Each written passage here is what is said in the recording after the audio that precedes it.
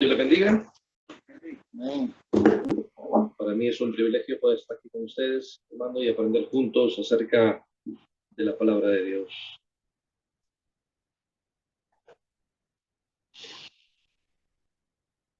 Ok, hermanos, si oramos antes de poder comenzar en este día. Dios eterno, gracias por todo lo que tú nos has dado, Dios. Gracias por tu amor, gracias por tu fidelidad para con cada uno de nosotros. Dios, a través de tu palabra, Dios, queremos ser hombres que te agraden, que te glorifiquen, hombres que cumplamos con nuestros roles que tú has delegado, Dios, a través de tu palabra. Hazme entender la enorme responsabilidad que recae en los hombros de cada uno de nosotros, Dios, y así cumplir tu palabra, Dios, para gloria y honra tuya. En el nombre de Jesús, amén. Hermanos, Dios les bendiga. Si pueden buscar en sus Biblias, 1 Corintios 16, versículo 13. 1 Corintios 16, 13. Que básicamente va a ser el versículo donde vamos a estarnos centrando en esta mañana. Y el tema, hermanos, de hoy que se nos encomendó básicamente es la actitud bíblica del hombre moderno. La actitud bíblica del hombre moderno.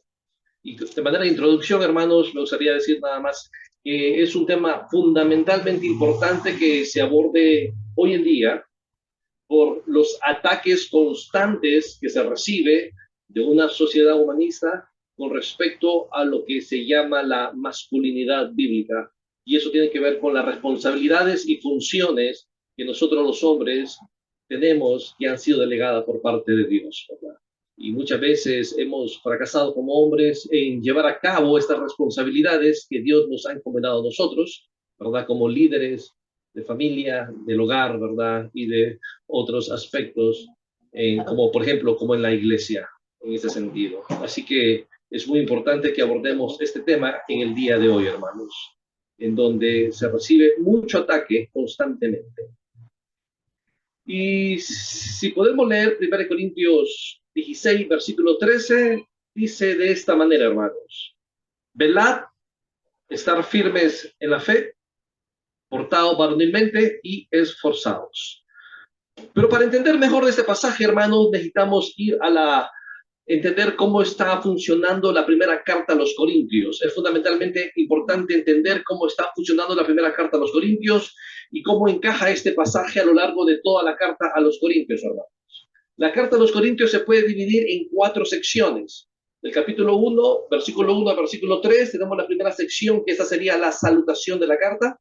De ahí tenemos del capítulo 1.4 al 6.20, y básicamente esta sección sería, hermano, un informe que Pablo recibió de los de Chloe acerca de cómo estaba la iglesia.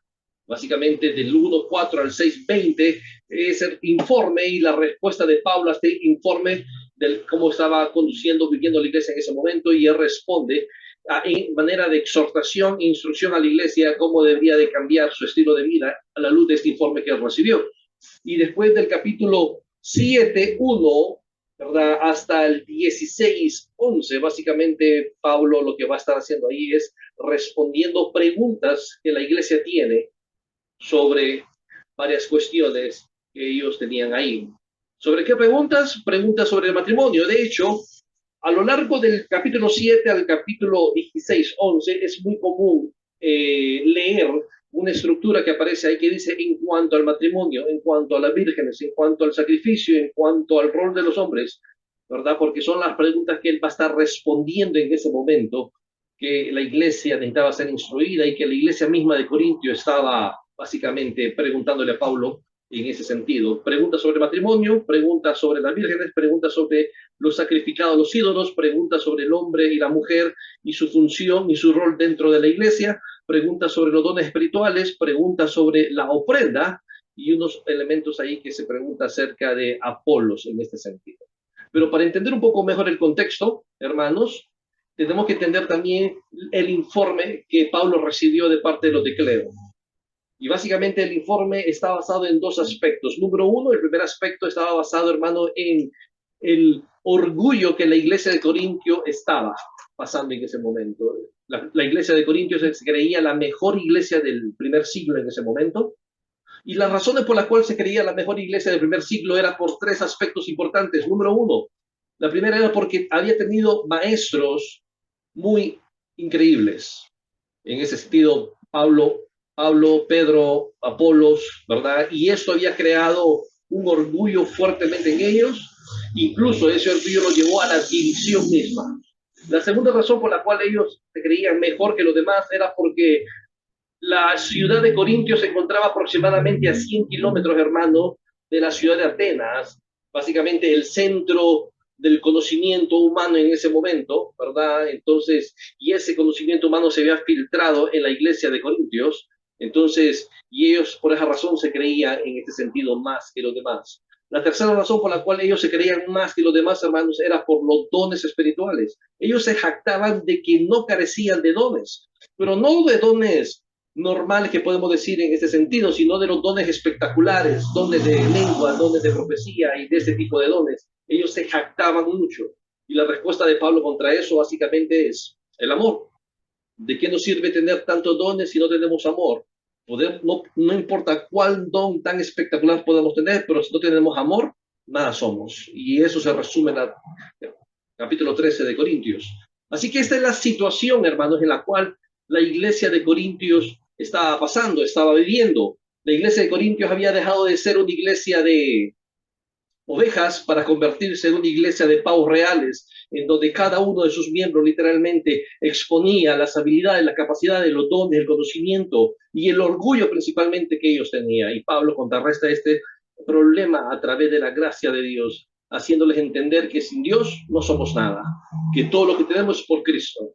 El segundo La segunda parte del informe de la iglesia de Corintios, hermanos, está basado básicamente en un asunto de inmoralidad sexual, en donde el hijo de un padre estaba teniendo relaciones con la esposa de este padre, de su padre, ¿verdad? Y Pablo está atacando, dando instrucciones de cómo se debe de hacer con la disciplina en relación a esta persona, ¿verdad?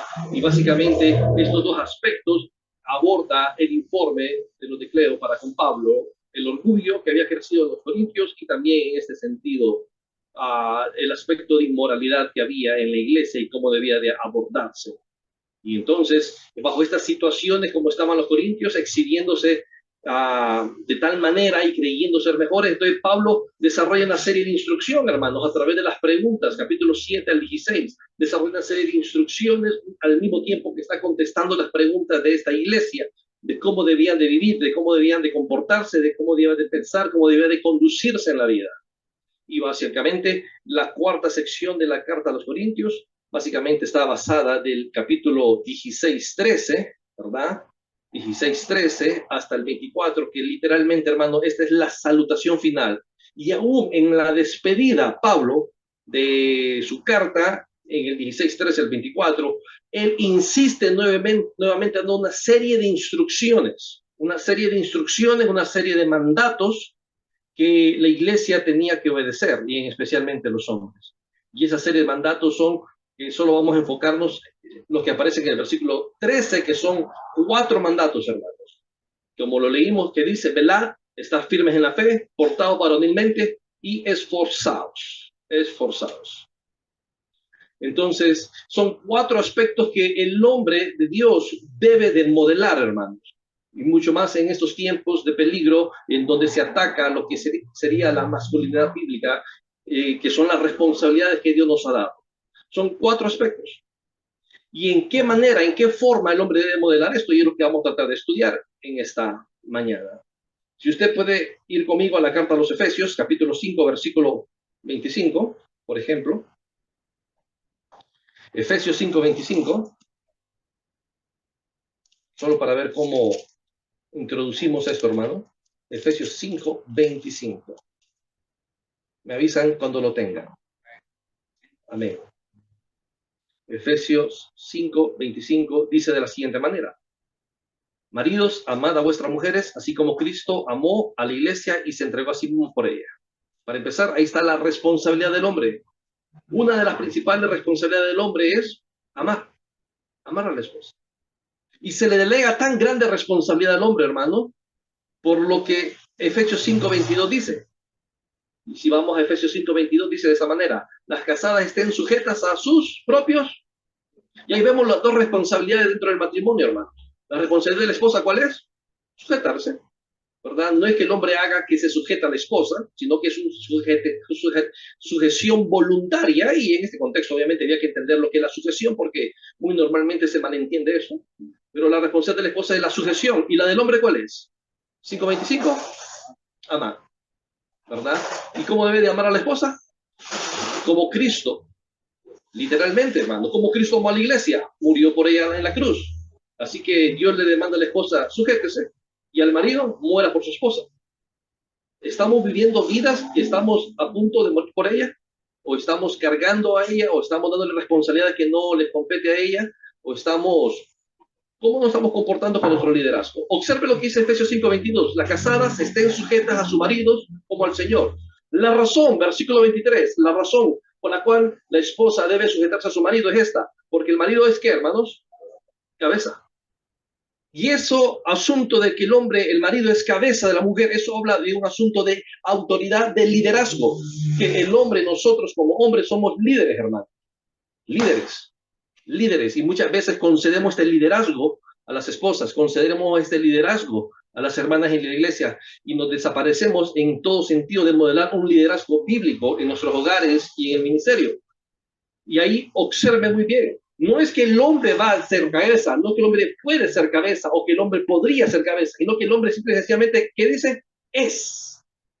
Automáticamente, cuando el hombre nace, ya es, tiene un rol de autoridad. Y este rol de autoridad no es que hace menor a la mujer, y no es que hace mayor al hombre, definitivamente que no, porque ambos somos creados que a imagen y a semejanza, sino que esto tiene que ver con un asunto de funcionalidad, de rol en la vida de la humanidad. Y esto, hermano, realmente tiene un principio bíblico, no solamente aquí en Efesios, sino que esto Pablo lo toma literalmente, hermano, del diseño divino de Dios en la creación, en donde el hombre, Adán, el primer hombre, cumple con ese rol de responsabilidad y de autoridad como deberíamos de vivir en estos días nosotros.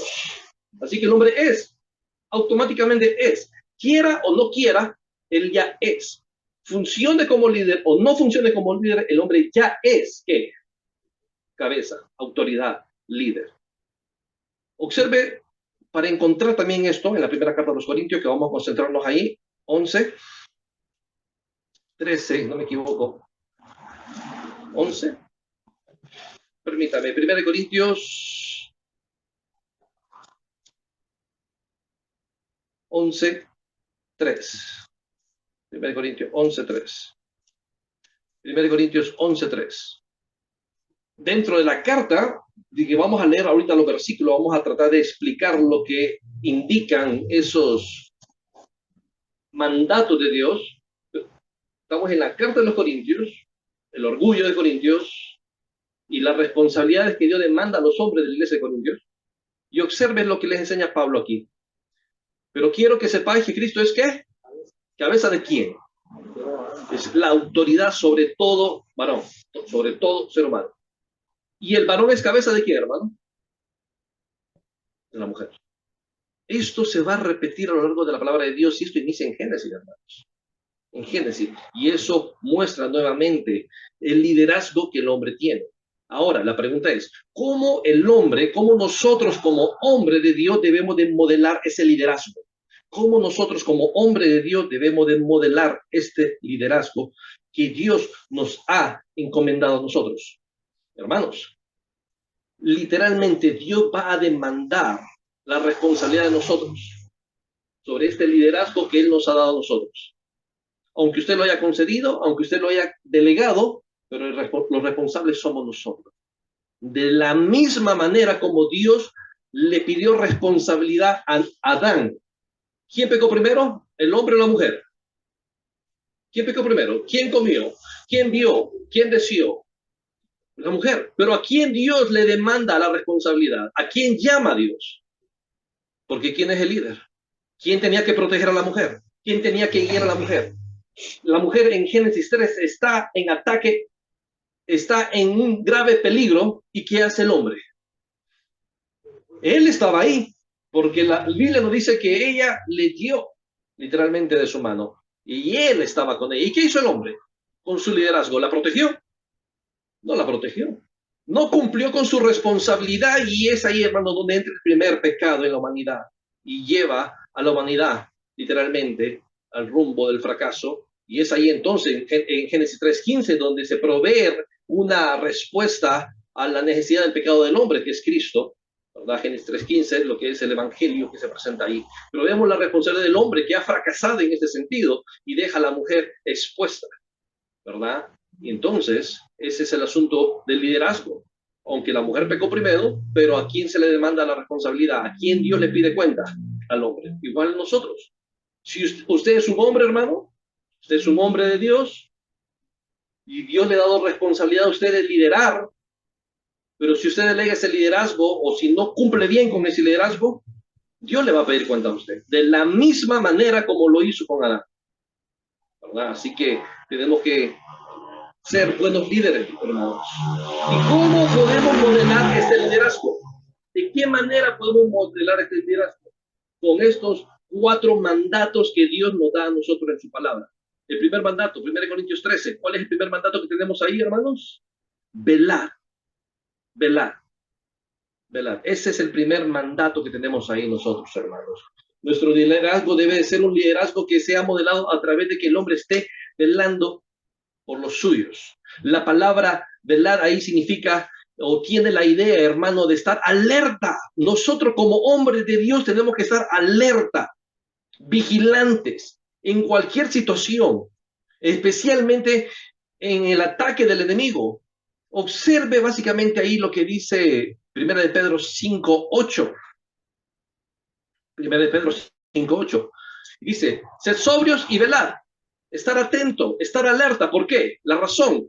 Porque vuestro adversario el diablo está como león rugiente. Anda alrededor buscando a quién. Y esto fue lo que sucedió en Génesis 3, hermanos. Y el hombre veló por su esposa. Y estando él ahí, viendo a su esposa en un grave peligro, ¿veló por ella? No, hermano. ¿Estuvo alerta? No, hermanos. No estuvo alerta. Así que ese es el primer mandato que tenemos nosotros como hombres de Dios, de estar alerta, de ser vigilantes ante cualquier situación, estar en guardia, estar presto a proteger a todos los que Dios nos ha encomendado sobre nuestro cuidado. Y la responsabilidad máxima del hombre que tiene sobre su cuidado, del cuidado, es a su familia. Inicia por su familia, inicia por su esposa, inicia por sus hijos, ¿verdad? Entonces la pregunta es, ¿estamos velando? ¿Estamos en guardia? ¿Estamos vigilando? ¿Protegiendo a aquellos a quien Dios ha puesto sobre nuestro cuidado? Así como Adán, hermanos, espero que no nos toque a nosotros, hermanos, de no estar prestos a proteger a aquellos a los cuales Dios nos ha dado a nosotros. Y esta es la manera como debe de modelarse el liderazgo en nosotros, hermanos. Estar listos, estar prestos para proteger a aquellos del peligro. Y hermanos, y tantos peligros que hay ahora en Honduras, tantos peligros. Las esposas están constantemente siendo bombardeadas con una filosofía humanista, existencialista, tan negativa y tan satánica que está en contra de Dios. Los hijos, hermanos, los niños, los jóvenes están en un peligro enorme. En mi tiempo, ser niño y ser adolescente era muy fácil. Y en el tiempo de ustedes, usted era hombre y punto. Y la mujer era mujer, no había opción. Pero ahora no se sabe. Hemos perdido la conciencia tan básica de lo que la Escritura dice que nos hizo como varón. Y usted sabe, hermanos, de la reforma que tiene ahora el currículo nacional básico. Y cómo esto está atacando a la mente de nuestros jóvenes, de los niños, en este sentido. ¿Y cómo está qué debería ser el hombre? El padre de este niño, estar velando por él, para protegerle. ¿Qué está consumiendo en la televisión? Porque esto aún hasta se enseña en la televisión, en internet, en los videos de YouTube. Eso, hermanos, está desplegado en la escuela misma. Usted como padre o como hombre ¿Está vigilando qué es lo que está aprendiendo, en qué están adoctrinando a su hijo? Porque esta filosofía, hermanos, ya está incrustada en el sistema de educación. Como docente puedo decirlo claramente. En unos lugares más que otros, específicamente más en Santa Bárbara, esto está horrible, hermanos, enseñándose a los niños, a los jóvenes, a las muchachas. Entonces, ¿estamos velando por ellos en toda esa situación? Hermanos, pero no solamente nuestra familia, obviamente el primer ministerio y nuestra mayor responsabilidad por la cual Dios va a demandarnos a nosotros es por nuestra familia. Que tenemos que estar prestos a protegerle, pero para protegerles, ¿qué tenemos que hacer? Velar por ellos, estar listos para protegerles a ellos. Pero, ¿qué de la iglesia también? ¿Qué de la iglesia? Si usted es un líder en la iglesia, ¿qué está haciendo para proteger a los demás? Hermanos que Dios ha puesto bajo su cuidado, ¿verdad? Protegerles a través de la palabra de Dios, protegerles a través de la sana doctrina. Tanta falsa doctrina que anda rondando hoy en día, que la única manera de proteger a los hermanos es que ellos sean edificados y fortalecidos en la sana doctrina de la palabra de Dios. Y esa es la responsabilidad de un líder. Entonces, como líder de Dios, como hombres que Dios nos ha delegado esa responsabilidad de liderazgo, hermanos, nuestro liderazgo debería de modelar esta primera característica de velar. Y eso de verdad, hermanos, no es en un momento, no es si queremos o no queremos, es un mandato de requerimiento obligatorio a tal punto que si no se cumple estamos bajo pecado, estamos en desobediencia de manera directa de Dios. Y es un mandato que genera o ayuda a desarrollar un estilo de vida, porque no es en ciertas circunstancias, sino que el mandato sugiere un estado continuo, permanente, de estar velando por aquellos a los cuales Dios ha puesto sobre nuestro cuidado. Así que tenemos que estar listos, hermanos, preparados, vigilantes, en guardia para poder proteger a aquellos que Dios ha puesto a nuestro cuidado del peligro inminente en el cual estamos viviendo en este mundo en la actualidad. El segundo mandato, léalo ahí en 1 Corintios 13:16. ¿Cómo debemos de modelar este liderazgo? 1 Corintios 16:13. Observe ahí. Estad como firmes en donde en la fe.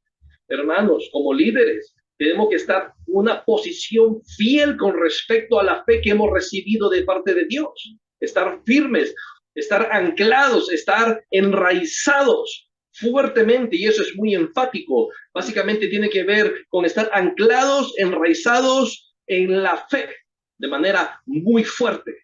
Hermanos, porque la única manera de poder guiar, dirigir, velar por los demás que Dios ha puesto bajo nuestro cuidado es estar fundamentado en la palabra de Dios. No podemos dirigir a las personas que están bajo nuestro cuidado sin el instrumento más importante que Dios nos ha dado a nosotros, que es su palabra. Así que para poder dirigir, orientar, aconsejar, guiar a las personas que están bajo nuestro cuidado, ¿qué necesitamos? La palabra de Dios. Pero no que esté ahí. Jesús le pregunta a sus discípulos, si me amáis, ¿qué deben de hacer ellos? Guardar su palabra. Pero no como algunos entienden guardar, si yo la tengo guardada y la saco el domingo. No, sino tiene que ver con el asunto de cumplirla. Primero entenderla, obedecerla, cumplirla y después enseñar a los demás. Observemos este patrón en Esdras 7:10. Esdras 7:10.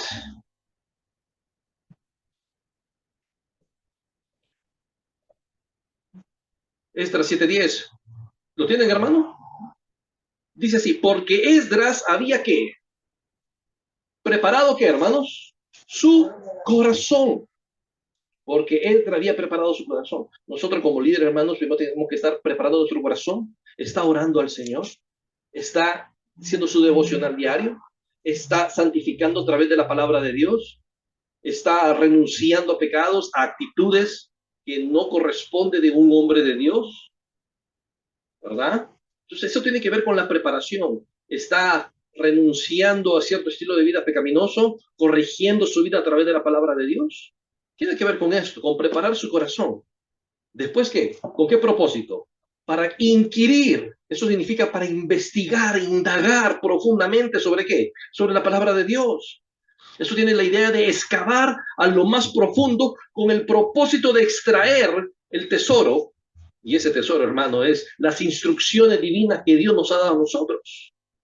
¿Con qué propósito vamos a preparar nuestro corazón y inquirir, estudiar, investigar la palabra de Dios? Con el propósito de cumplirla, obedecerla en nuestra vida, modelarla en nuestra vida, que nuestra vida sea un espejo que pueda presentar al mundo la virtudes de la palabra de Dios a través de la manera en que vivimos nosotros, en la manera en que pensamos nosotros, en la manera en cómo actuamos nosotros, en la manera en cómo hablamos nosotros. Y después de eso, hermanos, ¿para qué? Enseñarla. Tenemos que enseñar la palabra. Pero ¿cómo usted va a enseñar la palabra de Dios si no conoce la palabra de Dios?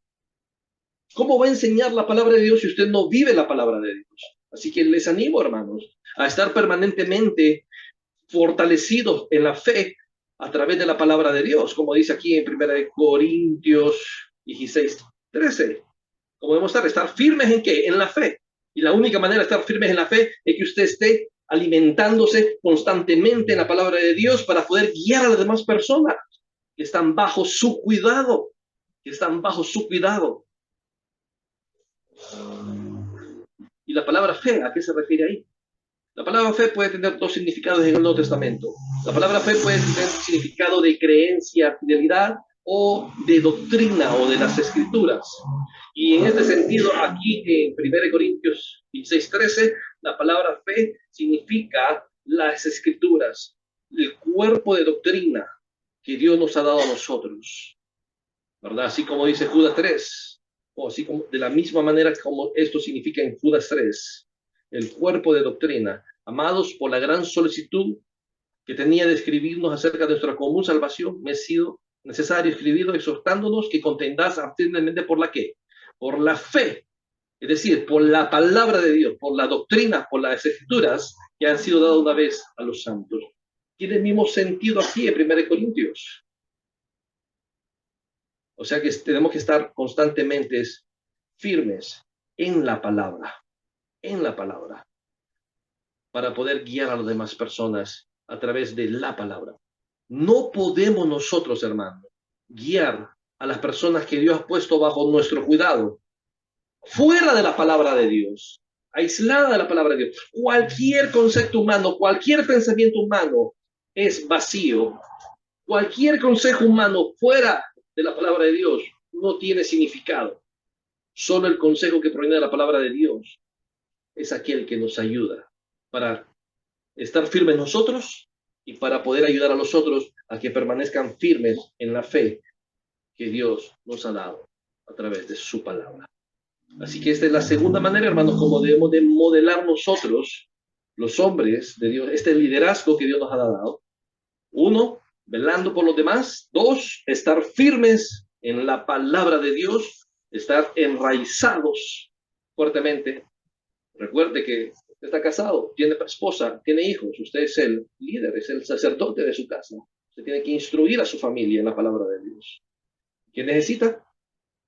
Estar anclado en la palabra de Dios para dirigir a su familia a la luz de la palabra de Dios y no bajo la luz o bajo el pensamiento nuestro o el pensamiento de la sociedad o cualquier otro elemento, sino que tenemos que dirigir a la familia a través de la palabra de Dios. El tercer elemento, hermano, el tercer mandato que aparece aquí de cómo debemos nosotros modelar ese liderazgo es cómo debemos de comportarnos. No como machos. No. Esto no habla de eso. Esto habla de comportarnos varonilmente. ¿Qué significa? ¿Qué significa eso?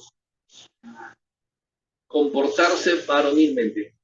Esta palabra, hermano, que nos, como dice ahí, portado varonilmente, tiene un sentido de madurez, ya que una persona madura tiene un sentido de control, confianza y valor que la persona inmadura o infantil no posee.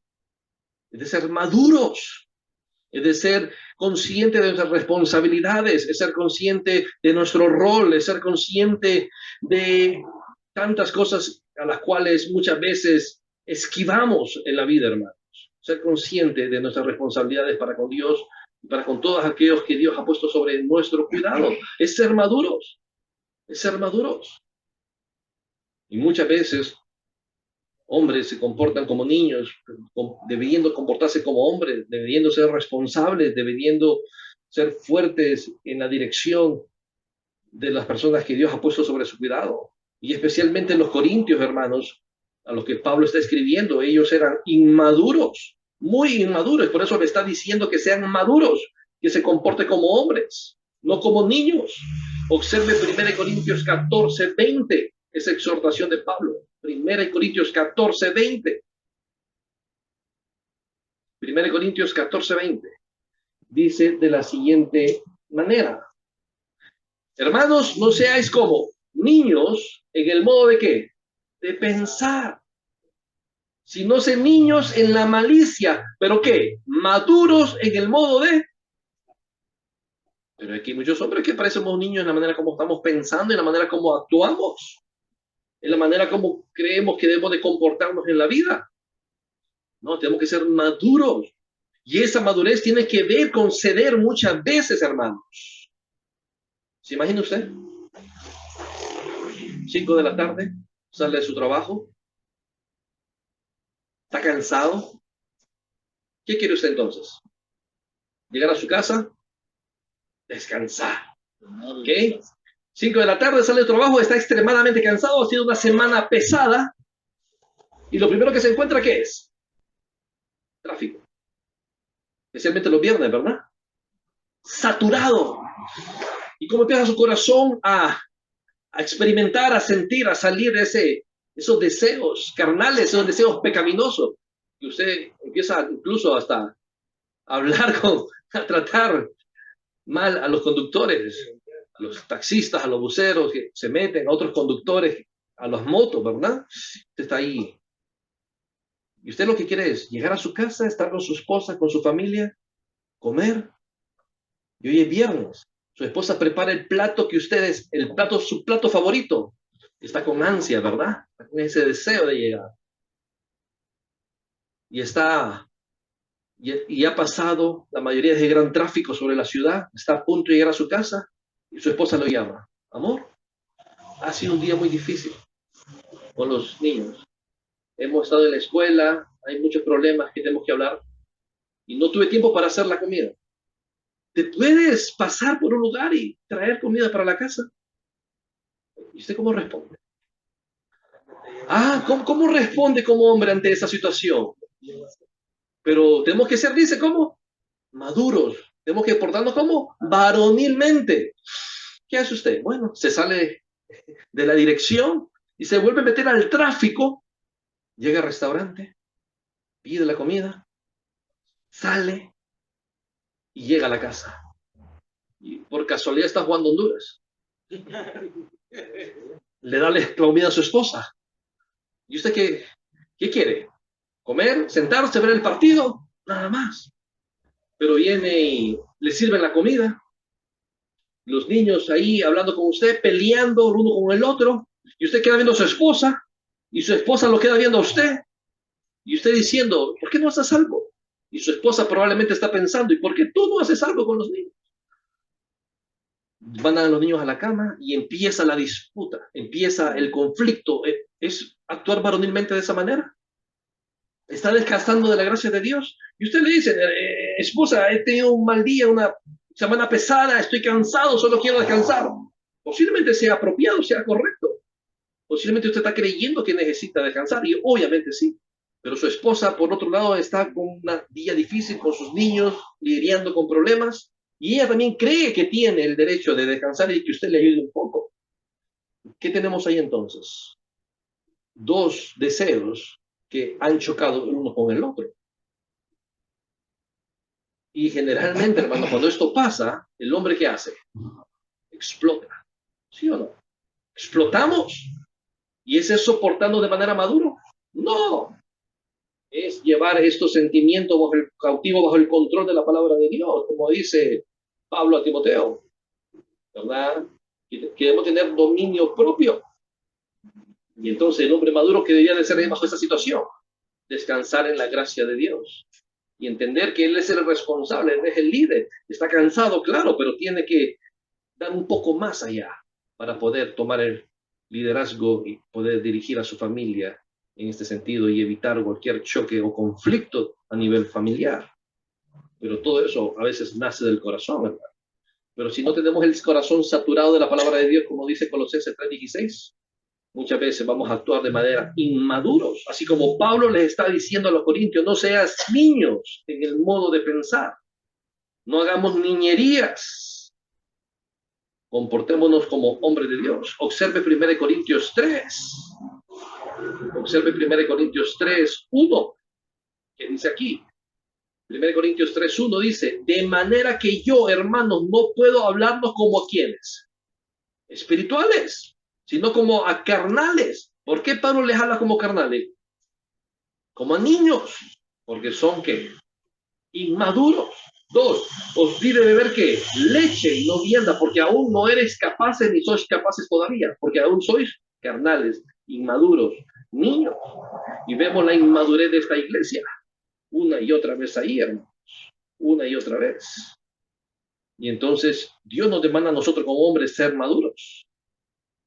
Y es entender, ser maduro, es entender en la condición en la cual están las otras personas y poder ayudarles a ellos. Es entender cuál es la condición de nuestras esposas y ayudarles. ¿Y cuál es la condición de nuestras esposas? Primera de Pedro 3:7. Vosotros, maridos, igual vivid con ellas como. ¿Sabe cuál es el problema muchas veces de los matrimonios? Que no sabemos vivir sabiamente con ellos. Dando honor a la mujer, mire, y Pedro va a comparar a la esposa con ¿qué? Con vaso más. Es decir, ¿qué es la esposa? Un vaso frágil. ¿Qué significa eso entonces? ¿Qué es el hombre? Fuerte, ¿verdad? Pero muchas veces no consideramos la fragilidad de nuestras esposas, sino que simplemente golpeamos muchas veces a ellas de esta manera. Y eso es actuar de manera inmadura, hermanos, de manera inmadura, muchas veces en nuestra vida.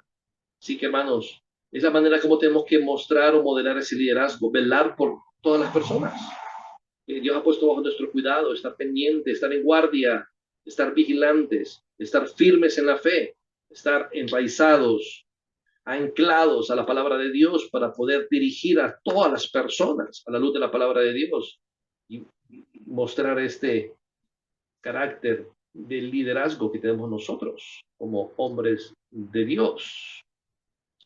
Y tenemos que comportarnos como varonilmente, no como niños, no como hombres de Dios. Estas son las actitudes que debemos tener como hombres, ¿verdad? La manera como tenemos que actuar, la manera como tenemos que pensar, y la manera como tenemos que proceder en esta vida, como hombres de Dios, hombres maduros. Y tenemos el último ahí, hermano, el último mandato. Y el último mandato tiene que ver, dice la palabra de Dios, en 1 Corintios 16:13, ¿verdad?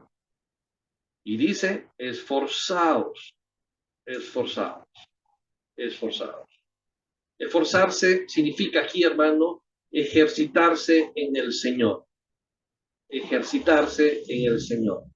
Una y otra vez, constantemente, estar en la palabra, teniendo una vida de oración, tener una vida devocional y poder aplicar estos principios en su familia, su trabajo, en su iglesia, en donde Dios lo ha colocado, hermanos, y estar una y otra vez delante de la presencia del Señor y mostrando su incapacidad, que con el Señor todo esto puede ser posible, pero en nosotros mismos no podemos, ¿verdad? Y fortalecernos en Él, ¿verdad?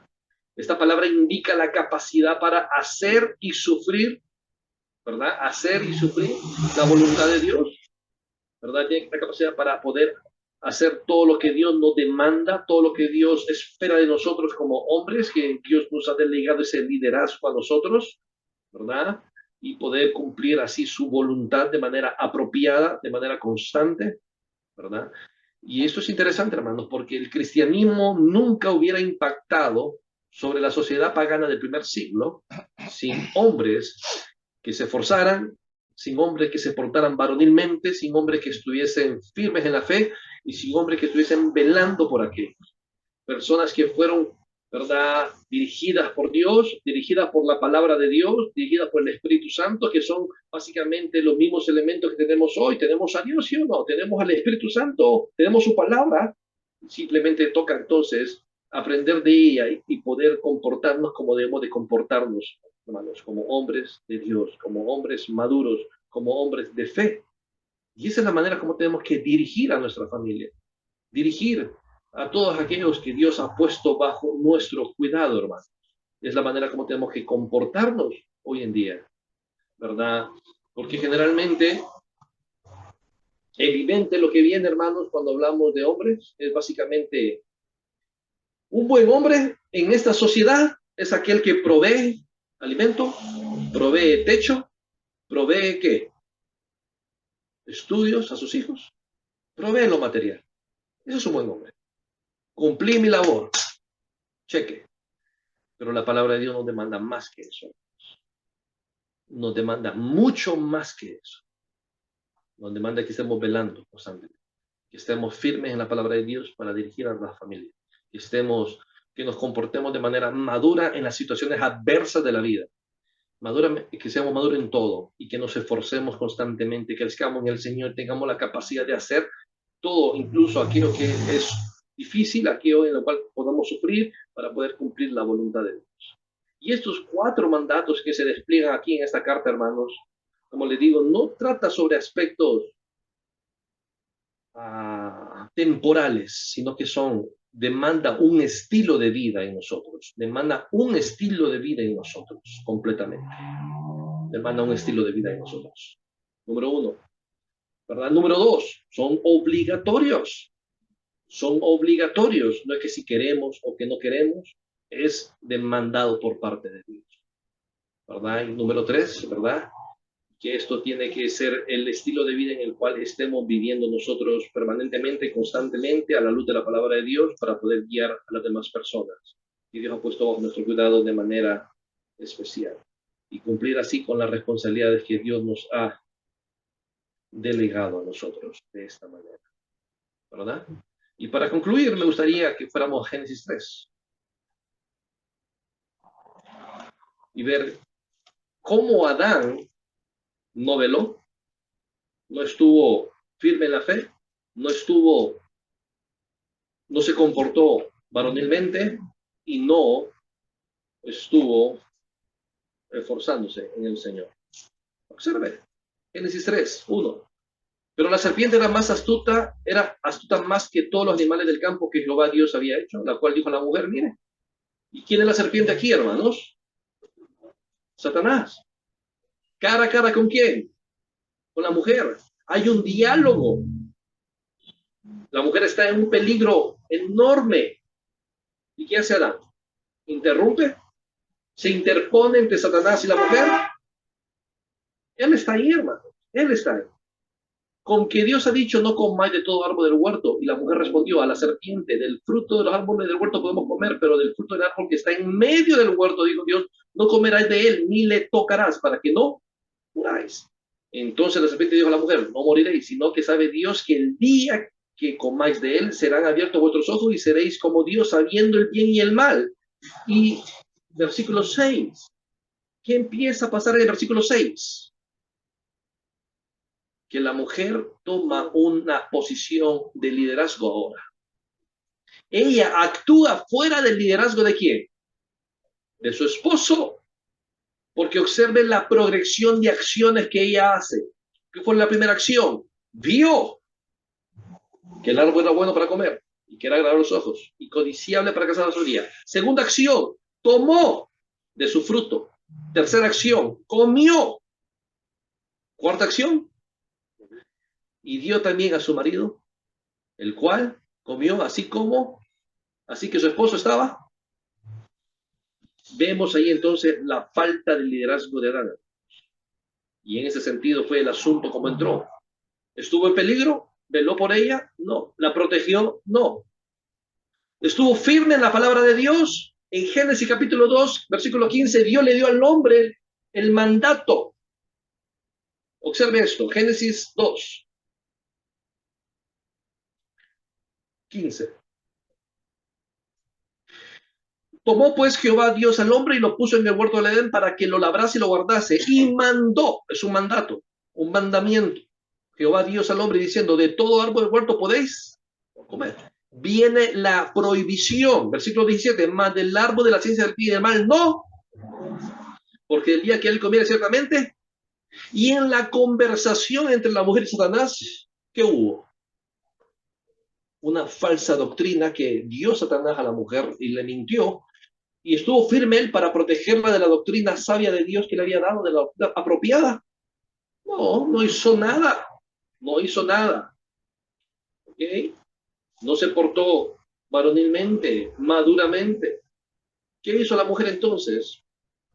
Vio, tomó, comió y dio y comió él. ¿Fue maduro en eso? Al comer del fruto del cual Dios le había demandado a él que no comiera. De manera que no, hermano. No se portó de manera varonilmente Adán en este sentido,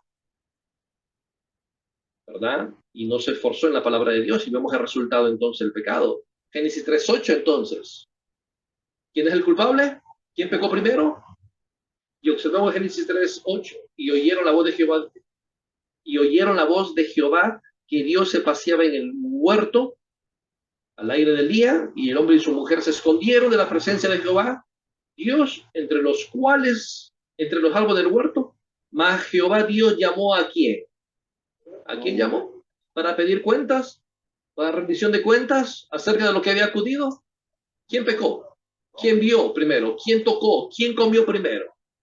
Pero el pecado, ¿por quién entra al mundo? ¿Por el hombre o por la mujer? Por el, como dice, el pecado por Adán fue en el mundo y por el segundo Adán la salvación. Entra por el hombre, aunque la mujer pecó primero. Pero ¿por qué el hombre es responsable de eso? Porque él es el que, hermanos, la cabeza, el líder. Hermanos, haga lo que haga o delegue su responsabilidad, al final de cuentas, ¿Dios a quién le va a pedir cuentas? ¿A usted? Solamente a usted. Aunque usted no haya cumplido con su rol, aunque usted haya delegado su rol, pero Dios le va a pedir cuentas a usted de la misma manera como le pidió cuentas a Adán. Así que, hermanos, teniendo eso en perspectiva, tenemos que vivir entonces de manera apropiada como hombres de Dios. ¿Y cómo vivimos como hombres de Dios? Velando por los demás, estar firmes en la fe, comportarse varonilmente, es decir, ser maduros y no ser como niños, y esforzándose constantemente en el Señor. Este es el mandato para Dios, para con nuestras vidas, y la manera como tenemos que modelar ese liderazgo. Y esta es la manera, hermanos, esta es la actitudes bíblicas de nosotros como hombres en ese tiempo. Tenemos que vivir en este mundo perverso, pecaminoso, en el cual estamos. Oramos en esta mañana, hermanos. Dios eterno, gracias por tu palabra, gracias por tu amor, Padre. Tú nos has delegado esa responsabilidad enorme de ser líderes, Padre. Ayúdanos a hacerlo de la mejor manera. Ayúdanos a ser valientes, a ser maduros, a estar velando constantemente, a estar firmes en tu palabra, Dios, para poder así dirigir a las demás personas que has puesto sobre nuestro cuidado, Dios. Porque daremos cuenta delante de ti de cómo hayamos hecho cómo hayamos hecho desarrollado este liderazgo que tú nos has encomendado a nosotros. Ayúdanos a ser fieles en este sentido, Padre. Ayúdanos a permanecer fieles en tu palabra y a ser hombres de Dios. Hombres que presentan cada una de esas características que tú tienes en tu palabra. Hombres que podamos modelar estas actitudes adecuadas y perfectas en tu palabra, Dios.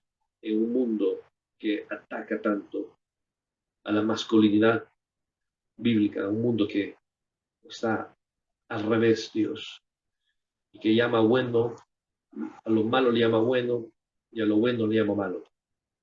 Que podamos vivir entonces a la luz de tu palabra en un mundo caído en el cual estamos. Gracias, Dios, dando la fuerza y la sabiduría para vivir de la manera apropiada como hombres en este mundo. En el nombre de Jesús. Amén y amén.